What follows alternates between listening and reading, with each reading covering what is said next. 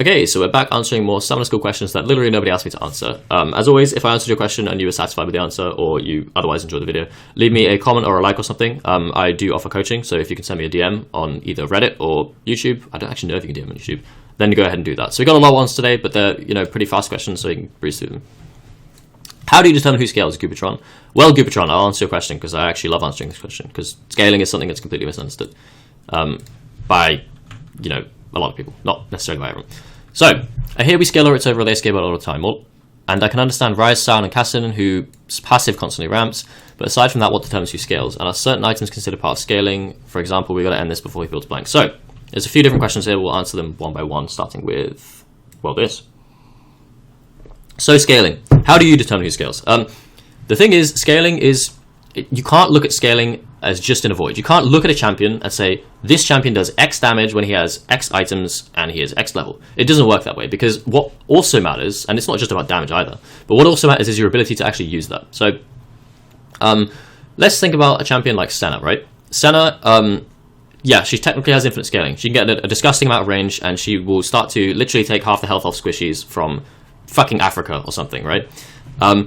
But what if she's playing, what if her team comp doesn't have much peel for her? Her team comp wants to dive the backline, and the enemy team comp has really good dive for some reason. So Senna, her big weakness is the fact that she is really fucking easy to kill. She is not self-sufficient in any regard. The biggest way she can avoid this is with her range, but suppose that she's in a situation where she's being dove and one-shot and her team doesn't have peel. Yeah, she's scaling, and yeah, she does a lot of damage, but she can't use the damage because she's just going to get one-shot 10 seconds into the fight. So now you can start to understand why scaling isn't just a numbers game. It's not just, Senna has more damage, therefore she's outscaling, because she isn't. Even if she's playing against the Kha'Zix, she's obviously in a void, Senna outscales Kha'Zix, but at the end of the day, Kha'Zix is going to one-shot her, so does she outscale? No, not really.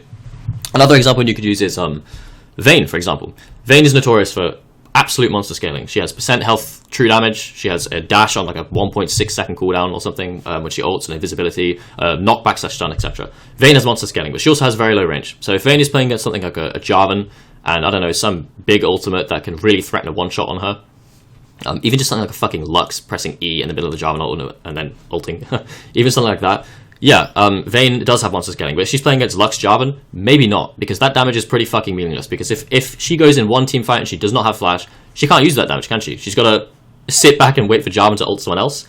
She's got to make sure that she doesn't get hit by Lux, EQ, etc. So is she outscaling? No, not really, because yeah, she does damage, but she can't use it. So it really is a lot about both what your team has and what the enemy team has as well. There are a few champions where it doesn't really apply too much, but even then it does apply. Vladimir, Cassidon, these champions will 9 times out of 10 be absolute late game terrorists. Terrorizers, sorry. They will be late game terrorizers. They will absolutely just decimate your backline in 9 times out of 10. So there are a few champions like that, but a lot of other champions, it does depend on the team comp. In terms of items though, is it much about items? We've got to end before this guy buys this.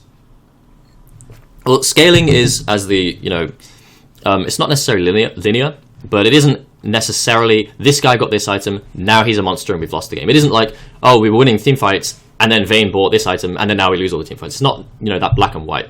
So it is to do with items. Mostly it's to do with items when we talk about AD carries.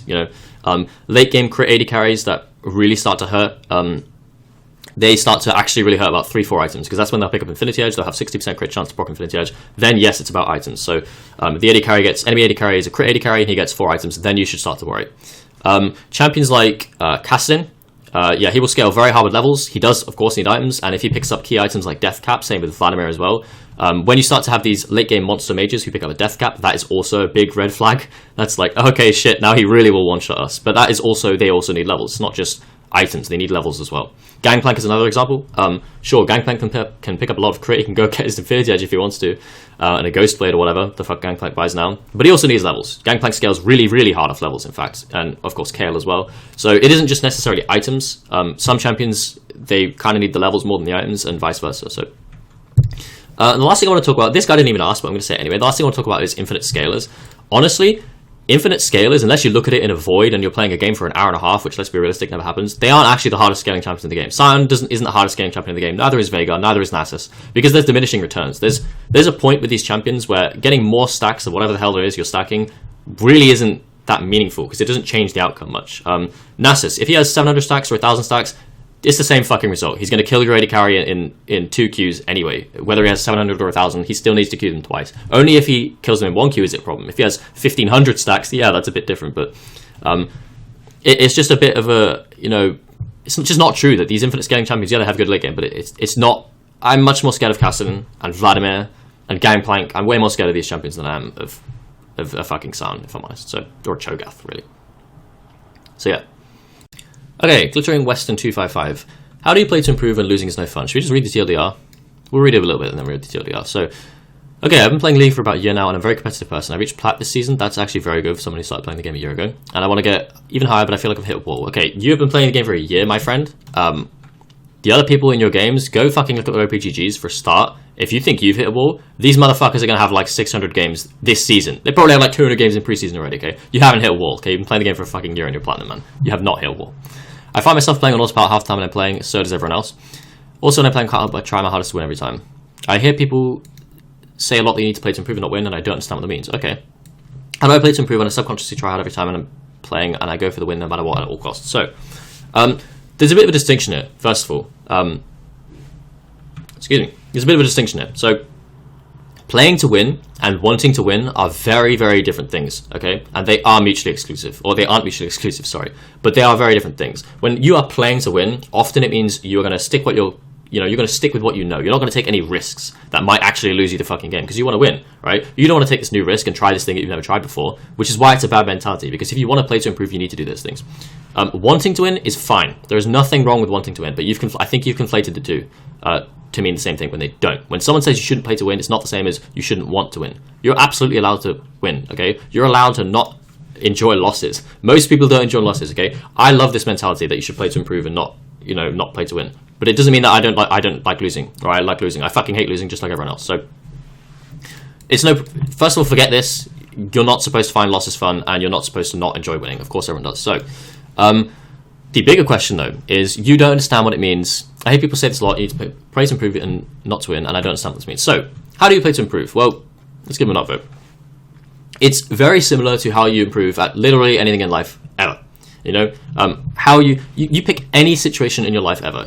If you've learned to drive, for example, you're going to be a fucking terrible driver. And you're eventually, when you pass your test, you're going to have to drive to a new place, okay? You're still not going to know how to drive to You're going to have to drive on a motorway by yourself. And it's going to be a fucking terrifying experience. But you will learn from it. It will be a terrible experience, and it's something new, and you have to try it, but you will learn from it, and then you will get comfortable. The same thing applies to League, and basically anything else you're going to learn in your life ever. You need to take risk, okay? That doesn't mean go jump off a building, by the way. Don't go jump off a building because I told you to take risk in a League game. You need to take risk. That's what it means to learn to improve. You take risk, okay? If you're in a situation where you're playing, I don't know, Vladimir top in a shitty matchup or something, right? And you know your team's losing and you've identified, shit, we're going to lose this game. Someone who's playing to win will just try and cut their losses, okay? They'll try and say, okay, maybe I should just, try and farm and maybe I can carry the game. Someone who's playing to improve will say, okay, fuck it. We're probably going to lose this game. I'm going to go try this new thing. I'm going to try TP bot here. I'm going to try do this ridiculous invade. I'm going to try something new. And 9 times out of 10, that thing that you try is going to be fucking terrible. But the one time, you will learn from it. And you'll think, oh, wow, I can't believe I actually didn't think to do this thing before. This is a good thing to do. That's how you play to improve, okay? It's a process. It's a process wherein you are willing to lose games, even games that you think you would have won, you are willing to lose them so that you can improve in the future. You're investing in your future, okay? You're taking your paycheck. You know what? You can apply this to real life. It's almost like the person who's playing to win will take the paycheck from their job, put it in their bank account, and just take the interest, right, over time. Someone who's playing to improve, fuck that. They're going to shove the money in the stock market. They're going to experiment, okay? They're going to invest in themselves. Yeah, in the short term, they might be more broke than the guy who just saves his paycheck in a bank account. But in the long term, this guy's getting knowledge. He's getting experience. He's going to learn from it, right? He has a much better mentality, and because of that, he's going to be much more successful, probably. So the same thing applies to League. And I think you should go into your games with that mentality. It's okay to lose. You're not supposed to enjoy losing, but you need to also take risk if you want to improve. If you're playing the long game, right, and the smart game, you will take risks in your games. That's exactly what people mean when they see play to improve. Take risks, okay? Try new things. Throw the fucking game because you wanted to try this new thing just to see if you could press even more, because then you can learn from it. That's what I'd say to you, and that's what it means to play to improve. So yeah. So, how do you learn your replays from Draconoid Operative 56? I've been checking some posts here, and most people recommend checking your replays to find out what you did wrong or right, and apply it to your next games. I don't recommend doing that at all. But honestly, I have no idea what I'm doing wrong when watching replays. That's exactly why I don't recommend that at all, because no low elo player knows what they're doing wrong, so it's a waste of time. My OPGG was pretty high, but I must be doing something wrong because I have 52% win rate and I don't know what it is. Exactly, I know you don't know what it is, which is why you shouldn't check your replays. Not alone. First thing I want to say, I'm just going to put this out there, I fucking hate these stupid external websites like OPGG and Mobalytics that give you a score on your game. You cannot look at statistics. Even in a pro game, you cannot just look at statistics and say, this guy played well, this guy played bad. You can't do it, right? Mobalytics tells my friend all the time, not all the time, he occasionally tells my friend he has Challenger level CS. You know why he has Challenger level CS Mobalytics? Because he spent the entire game AFK farming on Civet. He's memeing and he was doing 500 CS Civet build. That's why he has Challenger CS. But now he thinks he did well, but he didn't. So please stop checking these stupid external websites because they're such bullshit. That's number one. So, next thing, you don't check your replays, okay? The only asterisk I would give to this is if you have someone else who is knowledgeable checking your replays, then by all means check your replays, explain your thought process to that person, and then they can correct where they can tell you where you're going wrong. But if you're a gold elo player and you're looking through your replays, you have pretty fucking bad fundamentals. There's so much about the game you don't know that you can't even identify your own mistakes. The worst kind of thing, there's two types of things you don't know, okay? There's the things you know don't know, and there's things you don't know that you don't know. And the latter is the gold players. They have no idea what they don't know. So if they look at a replay, they're going to learn fucking nothing. They're going to learn the bare minimum from what it is they're looking at. And every 30 minutes, if you're a gold elo player or something and you spend 30 minutes looking at a replay, that's 30 minutes you could have spent on another account playing solo queue in a completely different role and learning a completely different champion and trying something completely new. Like, I'm going to play top lane and I'm going to try and invade the enemy jungle at 4 minutes. That's 30 minutes you could spend actually trying something and getting experience and learning the fundamentals of the game. So it's not worth it. An example I would give is, imagine I'm playing top lane, okay? And I start the game and I notice that the enemy bot lane doesn't leash, but my top lane does leash, right? I then should think, okay, cool, I'm not going to be ganked until like at least 4 minutes because he's going to path towards bot side, right? But then I get ganked, right? And I die. Now, then I will check the replay, okay? Because then I know obviously I died and I got ganked, but I actually have no idea why the hell this guy's here. Did he split the map? I know he didn't split the map because my jungle got his top side as well. So he didn't split the map. How the hell did I die here? What the fuck pathing is this? Then I can look at the replay, okay? And I have decent fundamentals, so I'll be able to understand, okay, this guy did this really crazy path that I never heard of. Or maybe it's actually not that bad that I die there, because as a result, my jungler took an entire quadrant of the enemy jungle for free. So it's actually not that bad that I died there. It's fine. It's just a weird cheese gank because maybe they're pre-made. I will be able to look at the replay and understand what went wrong, and I'd learn something from it, right? A gold elo player won't. He will look at that replay and he will think, I died to a gank, I should have warded. But he will completely ignore every other factor in the situation, and it's not even fucking worth him doing that. And actually, it's probably going to teach him something wrong. It's going to teach him, that he should ward his jungle when he knows the enemy jungle start topside, which he shouldn't. It's just fucking stupid. He will not understand anything from that replay. So unless he has someone else to go through the replay with him, it's not fucking worth it. Actually, it could be harmful because he's going to learn the wrong thing. If he knew what he was doing wrong, he would not have to check the replay, is what I'm trying to say. That player also isn't going to learn much from everyone else in the game. Because he's already finding it hard to play his champion, let alone everyone else's as well. So don't check your replays, is the point I'm trying to make. So if you don't check your replays, what do you do? Well, what I always found so much fucking better is just looking at other people's high elo replays, okay? Whatever matchup you're playing Jace against Nasus, for example, top lane, right? Go YouTube, Jace versus Nasus, Challenger Jace versus Nasus, or find a Jace one trick and go look what it is, and compare everything he does, right? Watch this game, and everything he does, try to put yourself in his shoes, right? And ask yourself, okay, what would I do here? What would I do here? And every time you find yourself doing something that he isn't, or the other way around, you think, okay, I'd recall here, but he doesn't recall here, he stays here. Or, okay, I'd TP here and he doesn't recall, or he doesn't TP there. You ask yourself why. Why has he done that?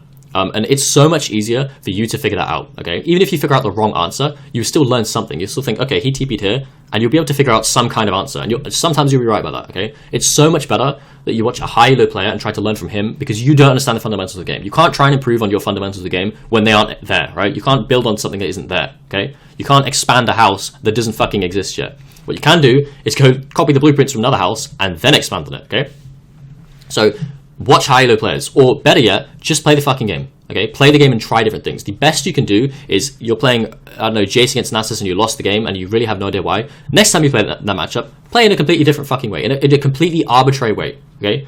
Just have a completely different style of play the game. Do completely different things, something you would have never done before, because then you can learn. Then maybe you can start to evaluate, okay, this was better or worse than the last time, because from what it sounds like in your post, it honestly just sounds like you go through the game autopiloting, and then you have no idea why you lost, because you're never trying anything new. You're never learning anything new. You're just repeating the same thing over and over and over again, and then looking at the replay, trying to figure out what's wrong. you're never going to figure out what's wrong, because you've repeated this process a million times. So why would looking at the replay solve anything? Because you've already gone through this process several times and nothing's changed. So you need new perspective, is what I'm trying to say. And whether you get that new perspective from just playing the game and trying new things and playing in different styles and trying to evaluate that way, or you get it from watching a challenge up replay or something, doesn't matter. As long as you get new perspective, that's what you need. Or a coach, that's also an option. Okay, can't pick a role, says Big Chilling Clown. I've casually played League while I'm looking to start improving, but I can't seem to decide what role to play. Top jungle support, it plays all these champions. I've missed on playing jungle role, but Riven is by far my favorite character. What do you suggest to play to climb? Current high bronze, low silver, gold is platinum in the season. So first thing is there's really conflicting information here. Saying I'm looking to start improving, and then also saying what do you suggest I play to climb? My goal is plat at the end of the season is really conflicting information. It shouldn't be your mentality, okay? You can watch the question before to know why, but it shouldn't be your mentality that you just want to climb. This is the mentality. I want to start improving. And you know what would be a product? If you take that mentality and you abandon this really toxic goal that's going to crush you if you don't get it, you know what would be a product of starting to improve? Getting platinum. If you do improve a lot by the end of the season, which is what you should tell yourself, I want to improve as much as I can by the end of the season, then you might actually get platinum by the end of the season. But this is just a really toxic goal that's going to get in your way of improving, okay? If you just care so much about winning, it's going to get in your way of improving. You need to learn to accept failure, okay? You need to learn to accept that, okay, maybe you aren't going to get platinum by the end of the season. You need to accept that because it's a learning process. It's part of the process, okay? So abandon this toxic goal and lean much more towards this mentality here. So, but what should you play? What role should you play? Okay, so whenever I get asked, oh, what role should I play? Should I be playing other roles? Should I play playing one champion? It really does depend. The general advice seems to be you should spam one champion and one role, and that's the advice everyone gives to everyone ever. I think that's terrible fucking advice in a lot of situations. I think it's great advice in specific situations, but not every situation. If I have someone who's brand new to the game, and I'm actually teaching someone, a friend of mine who's brand new to the game, or pretty new to the game, I'm not going to tell that person, hey, you should one-trick Annie mid until you master it. Because you know what you need to do to master something mid lane? You still need perspective in other lanes, okay? You still need to know how jungle works. You still need to know how top and bot lane works, because they are part of the game, okay? You can't just spam the same champion and the same role and expect to master it without actually touching any other roles. It doesn't work like that.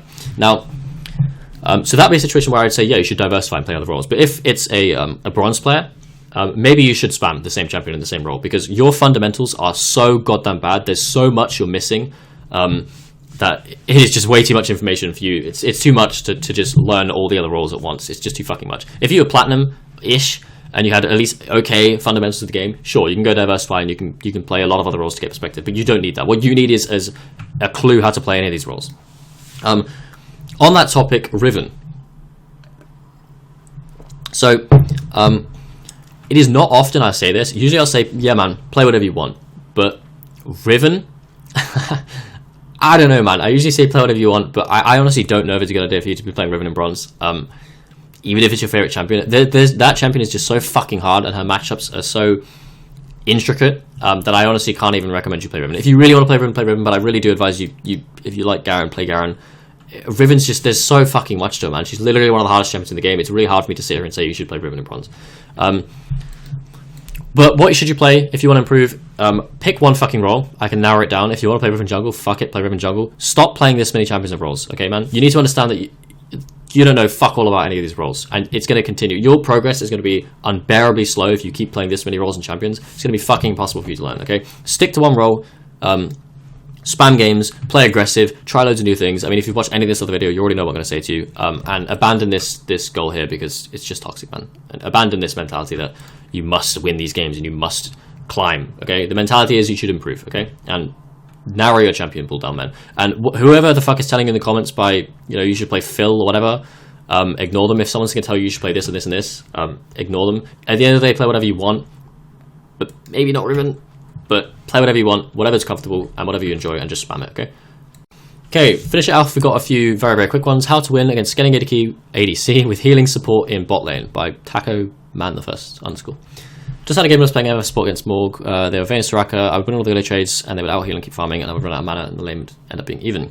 Jungle failed to gank my support, and him fed the Vayne, and next, okay. So this I'm going to ignore, because a lot of the time when I see this, everyone is at fault, and people tend to. I can't see the replay, so I can't tell you who's at fault.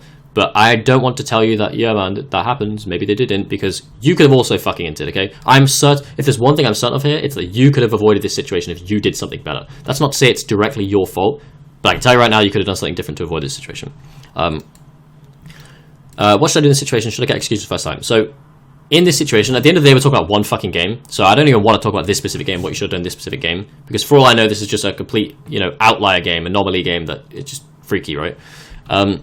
Should you go executions first time into Vayne Soraka? Yes, you absolutely should. Honestly, if I'm playing against Soraka or Yuumi, I tend to, a lot of the time, just rush on executioners, or if my support's playing Senna, maybe the support doesn't rush executioners, but yeah, rush executioners if you're playing against Soraka. The other thing you need to know against playing Soraka, especially when it's a very low damage champion like Vayne, you can get away with just focusing Soraka, okay? Actually, what Soraka wants is she wants you to focus her AD carry, because then you can just sit there fucking healing. Remember, with Soraka, she can't use her W on herself, okay? And when she's using her W on someone else, she's losing health, so it's almost like hitting the Vayne is just hitting Soraka anyway, because she's just going to trade her health for that guy's health, so really, you should be focusing Soraka if it's possible, especially when it's a low damage AD carry, because then you can really get away with it. Ignite the Soraka, proc executions on her, and just burst her down, otherwise she's just going to sit there sustaining. And if you even trade against the Soraka, you use your trade skills or whatever on the Soraka, she can't fucking W herself. The best she can do is Q herself. And remember, also, if she lands her Q, not only is it going to heal herself, it's also going to heal the other guy. So you just have, it's so much more beneficial to just focus Soraka. The other question is actually ties. Well, how do you win against scaling AD carry? This is a much more broad question. I honestly don't know how you don't shit stomp Vayne Soraka as MF Morg. I honestly don't even know how it's that much of a problem that Vayne gets fed. If you have a well-placed Misfortune ult, yeah, Vayne's fed, but she's pretty low range, man. She's pretty fucking low range. She's gonna have to tank your ult. If she wants to go near you, she's gonna have to tank your whole fucking ult. So I don't actually know how you get shit stomped this hard, and I can't answer that question. But against scaling ADCs, I can answer the question. Here's what you don't do against a scaling AD carry. You don't just 24/7 push the lane and then allow them to farm under their tower. You have to pressure them in somehow, okay? If you can't get a kill on them because Soraka's sustaining, you have to do something else. You have to freeze the lane so it's really easy for a jungler to gank, and they have to overextend for CS and kill themselves for CS. You have to buy executioners so Soraka can't sustain in the lane. You have to maybe shove the lane so goddamn hard that the entire map, and pressure turret plates, or pressure the turrets so goddamn hard that the entire map has to come and gank you, and everyone has to waste their time stopping you from taking the fucking tower, okay? There's a lot of different things you can do. Essentially, I kind of feel like you just traded with her a bit, pushed the lane, and then wondered why she outscaled. Think of this from Vayne's POV, okay? If that's the case, think of this from Vayne's POV. Okay, oh shit, no, MF's just trading with me a little bit, and now she's just pushing me in, and I can just farm under the tower. I highly doubt you got pushed in. Think of it from her POV. She's fucking happy, dude. She's like, okay, this is great. I can just sit here and farm. That's great. So just try and think of it from Vayne's POV. Try and think if you were the Vayne player, what would really piss you off, and what would... Try and think about what she wants. She wants to sit there and farm. She doesn't want a clown fiesta over dragons, okay? She doesn't want big clown fiestas bot, because she's going to lose those. She doesn't want to be having to overextend under her own fucking tower for farm, okay? That's what she doesn't want. So just think about what it is Vayne wants, and stop by doing that exact thing. Maybe using the ways I said. Okay, this one's going to be super quick. How can I teach my friend to get better at top lane? I'm a high silver, low gold flex player, what? And I like to think that I have decent knowledge on how to play every role. You don't. You don't. Spoiler alert, you don't have decent knowledge of how to play every role. Compared to your friend, you probably do, but you don't. My friend recently got into the game and is in love with Mord. Recently got into the game, that doesn't tell me anything. I don't know if he's level 30 or what. Ornn in GP, he loves playing this character and refused to play anyone else's side of Aram's good. Now this isn't an issue and this champion's not terrible, but every game we play he gets his shit kicked in. Good. It's shit luck that every game we play he gets into range top lane or a bruising gets camped. I've tried to give him advice, but when he listens to the advice, he still gets wrecked. Okay, so I'm teaching a guy who's new to the game now. You know what you can't do? You can tell them the basics, okay? You can tell them how minions work and how towers work. And when jungle camps spawn, you can tell them how items work, how XP works. You can tell them how the basics of how things work. You know what you can't tell him? Matchups. You cannot tell him how to play a matchup, okay? You can't, because he's not going to remember it. He's already processing all of this goddamn information about everything else in the game. Matchups is something he needs to experience, okay? You shouldn't even bother telling him. Don't fill his head with, don't overwhelm him with information, okay? That's what you can't do.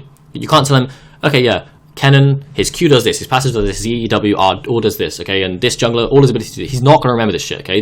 Matchups is something that you can't really be taught. You need to experience them, okay? Especially in top lane. You need to experience matchups. So, honestly, the answer to your question is nothing. You can teach him how minion waves work, teach him a little bit about wave management if you know about that, and just teach him basic stuff about the game. But honestly, the answer to your question is nothing. There's nothing you can do. He just has to play the fucking game, okay? He just has to learn champions and learn the matchups over time. There's not much that's going to speed that up.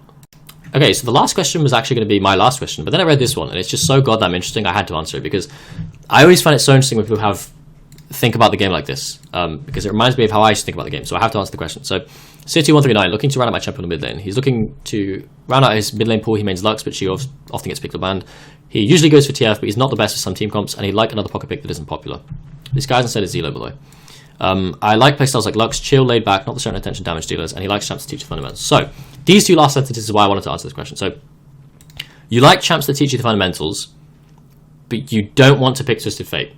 His pick rate in low elo is pretty fucking low, and there is literally no better mid laner. If you ask any, maybe Annie, maybe, but probably not.